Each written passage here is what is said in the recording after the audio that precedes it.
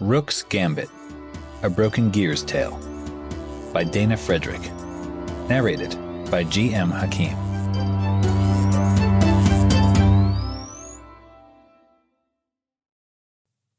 For Grandpa, the master locksmith who taught me how to pick locks as a child. Chapter 0. Petty Revenge Power Play. Dr. Clotworthy's finest itching inducer. Completely natural. 100% pure ground rose hips. No harsh chemicals. Varick trailed off from reading. Why did it matter that a prank was all natural? Was there really such a strong demand in the joke shop industry for such things? He shrugged to himself and looked back through the large stone entryway, back to the stables where his grandfather, Randolph, was busy petting tallywags. Rudely named, ill-tempered but highly bribable, and, ironically, a gelding, Tallywags was Randolph's favorite horse. The stables were quiet at this time of night. All the stable hands had left hours ago to have dinner and attend to whatever people who actually had to work for a living did after their workday had ended. Even knowing this, Varick listened hard for anyone besides himself and his grandfather. Only the gentle noises of sleepy horse breathing resounded. Well, that and Randolph's soft words to the beloved animal, and the occasional crunch of apple slices. "Better hurry up," Randolph cooed, letting the horse lip another piece out of his palm. The soft words floated easily through to Varick, just inside the attached carriage house.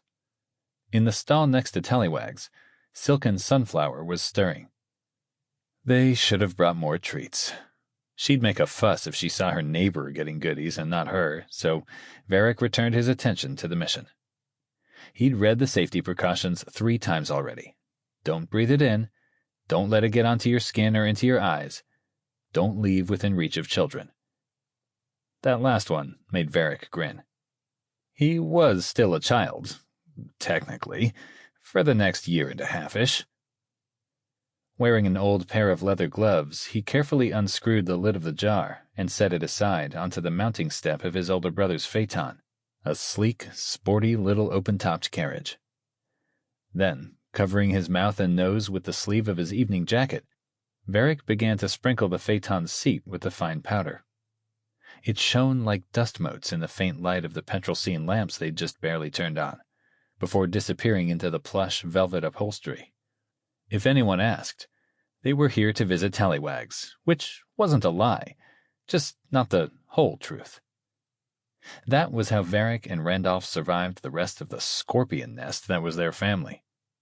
The other members of the Pendragon clan were always trying to take.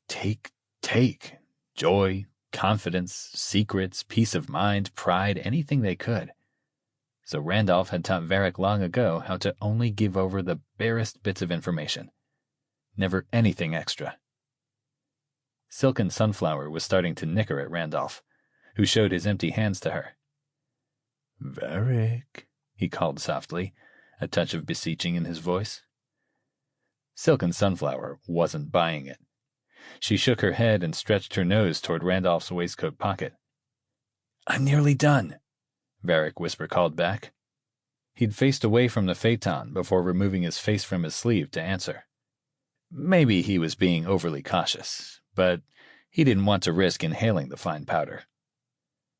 While Varick sprinkled the last bit of fine velvet seating with Dr. Clotworthy's finest itching inducer, Randolph allowed Silken Sunflower to explore his pockets, which left small, golden hairs across the expertly woven fabric. She might start throwing a tantrum otherwise. "Done," Varick announced. It would not teach Magnus not to leave cat poo outside the door of Varick's apartments after the housemaids had been in. Though better outside his door to end up on his freshly shined shoes than under his pillow and worse, which was precisely why Varick kept his doors locked. No, Magnus could not know Varick was behind his future itching fit, so the lunkhead would learn nothing. But Varick would feel some small, twisted sense of victory while his brother harmlessly suffered. No members of the staff could be blamed, so no one would be unfairly sacked. Varick had checked this with Randolph, just in case. Sample complete. Ready to continue?